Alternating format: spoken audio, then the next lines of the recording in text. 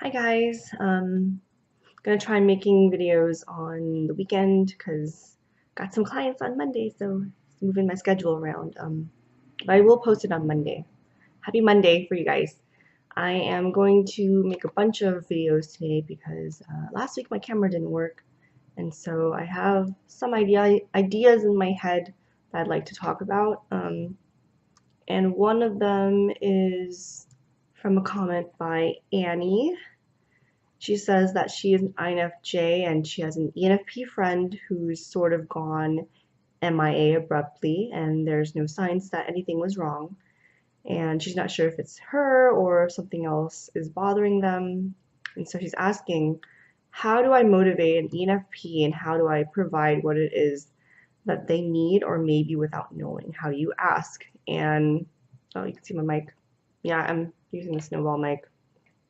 It's too far from my face, and I've heard that I speak very softly, so I'm going to try and bring it closer to my face. Um, I think this is a very complex topic, and so I'll probably generally overview it and then maybe branch out into details later.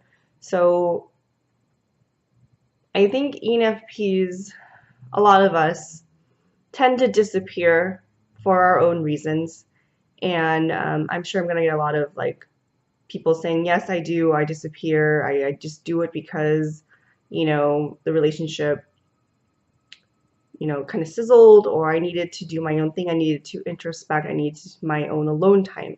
And I've mentioned this many, many times before that when this happens, the person in an ENFP's life can feel abandoned, they can feel rejected, and it hurts.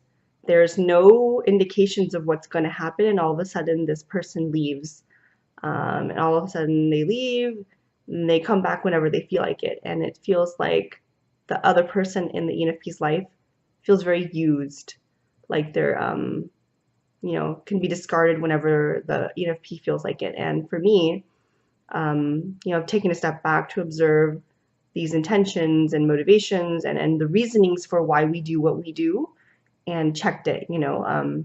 There are so many people we can have in our lives, and so many times someone can be rejected before they say that's enough. There's so many times that they can be there for you when you need them, but when you kind of are not useful anymore, you're gone. And that feels very disappointing for people. It feels very disappointing to be seen as something like that. So I know that it's a tendency for ENFPs to be very flaky. That's the word that we get when people stereotype us. We've been described as flaky, and I attribute it to this atypical behavior that I don't think many other people do. Like SJs, they're loyal till the end. They're there nonstop, even if you don't want them to be. But something about ENFP behavior is like we bounce around so much. We have this need to explore, and when things die down, we kind of just like say, "See ya. I'm gonna go explore and or introspect if something is bothering my value systems." But there's this lack in connection and letting people know that you need to leave. Um, so there's a couple of things that can be done, and this involves the ENFP and the person who feels like they need some closure or they want to help out. The ENFP needs to understand and even acknowledge that this is a behavior that they do. You can't convince someone that they're flaky. You can't convince someone that they're being a bad friend. It could be defined as being a bad friend when you leave someone without letting them know. It can be considered bad friend behavior or bad, loved one or whatever it is that you are when you just drop them without letting them know that, hey, I need to do my own thing, and then you just expect them to be there whenever you feel like you need them. And so there's this kind of like a cycle of feeling bad, maybe even guilt for leaving someone, so you don't even know if you can step back into that person's life. I'm speaking in terms of the ENFP. Like you leave them and then you don't know if you're welcome back because you know what you did. You can't not know that you abandoned someone because you needed to introspect. So a way to repair or even establish a bridge of understanding with this is to take note of this behavior and talk about it, even mention it. Because sometimes I do this with my friends. I tell them, You know, I'm gonna sometimes disappear for a little bit. Doesn't mean it's something that you did. I just need to be alone for a little bit. And the ones that do stay are the ones that understand. They're the ones that don't take it personally. And if they do need me, they'll let me know. You know, like, hey, you've been gone a little bit too long. Are you okay? I kind of need you right now. And so, you know, if I am in a place where I can be there for them, I will be. But then it's my job to express what's going on with me if they check in, and to let them know that I'm still alive. You know, sometimes when you disappear, you really do disappear. People tend to forget about you because you've been gone for so long. And so if you're an ENFP who tends to disappear a lot, check in with that and let the people that you care about, or even in the beginnings of a relationship who don't really know you yet, so they don't feel like, hey, you dropped off the face of the planet. Are we still friends, or did you not like me? What did I do something wrong? Just let them know this is kind of the thing that I do. I know it's kind of weird. You know, I know it's kind of weird. I know it's weird that, you know, we're connected, we're so bouncy, we have really good engaging conversations, and the ideas that we have together are really fun, and it's just this great energy that we have together, but every now and then I'm going to disappear because I just need to be alone, even though I'm so social and energetic right now. There's gonna be these periods where like there's a slump, and I just need to be by myself. And if they're okay with that, you know, they're gonna be okay with that, and then you're gonna be around when they come back, and that's okay. But it's a different kind of relationship when you have an ENFP in your life. Sometimes there's just this big lull, and sometimes there's these spikes of energy because, you know, that's just the nature of ENFP. But, you know, just to be aware of your cycles and telling people, hey, I'm going to be alone for a while and it's not you.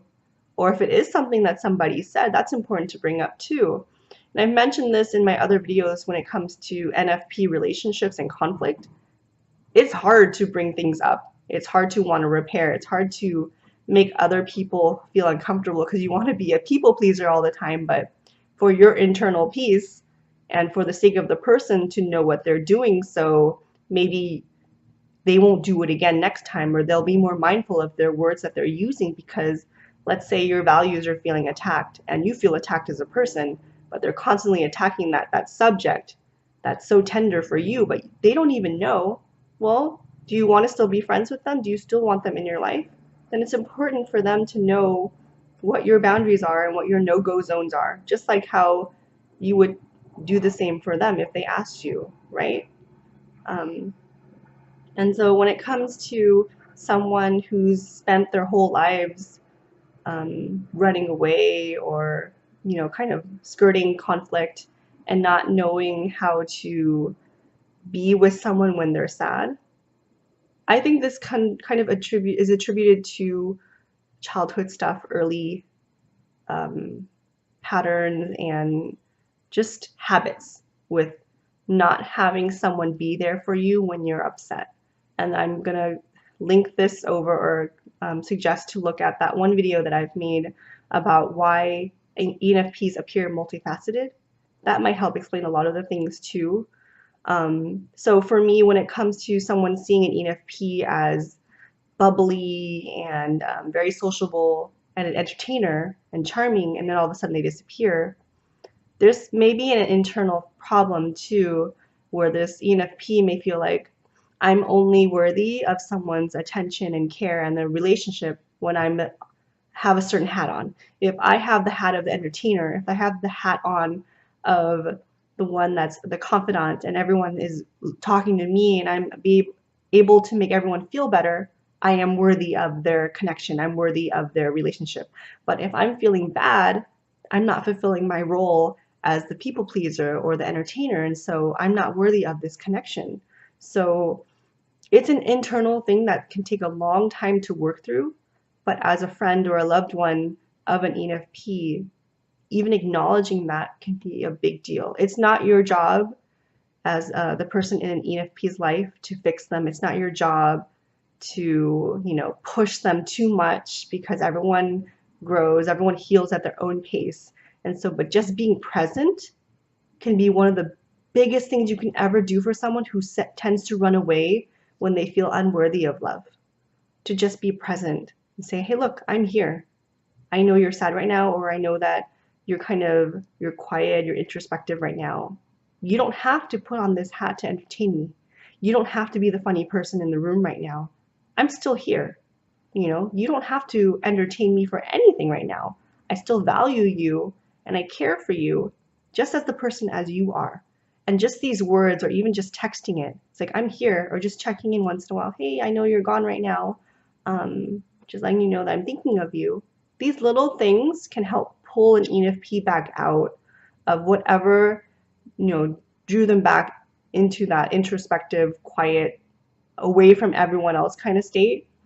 It can mean so much, and it takes practice. It depends on how much patience you have, how much commitment you have, and it's not your job to fix anybody. But if this is a pattern and you care a lot, and that person is willing to work on it too, and they acknowledge that this is their pattern, there's a lot you both can do together. So what the ENFP person can do is to acknowledge that this is my pattern, and I'm going to tend to withdraw when so and so happens. So it's up to them to identify what are these topics or themes that cause them to withdraw, and then to acknowledge if it's something that another person said or did, and if something that they can remedy together. And what the other person in the relationship can do is to offer presence, because maybe in the history of this ENFP's life, they haven't had that comfort. They haven't had someone honor the sad part of them or honor the withdrawing part of them. No one's ever gave them that attention or acknowledgement that they exist and are worthy just because they are who they are. Most of the time, you get attention for being a loud, squeaky wheel, right? So it'll be something new for people in a relationship to work on, and if it's something you know you're both committed on doing, it can work. And there's tools. There's conflict tools. There's some of my videos to help kind of reflect what an ENFP is going through, and it takes time though. But I think that starting out with that, to honor the quieter part of an ENFP when they withdraw, just to be there, and having the ENFP learn to speak up when they're gonna, hey, I'm about to disappear. It's not something you did, but I'll be back, kind of thing. So start with that and see where it takes you. And baby steps. Everything takes time, and I wish you guys the best. Thanks so much for asking the question, and I'm sure it'll help other people who are in relationships with ENFPs.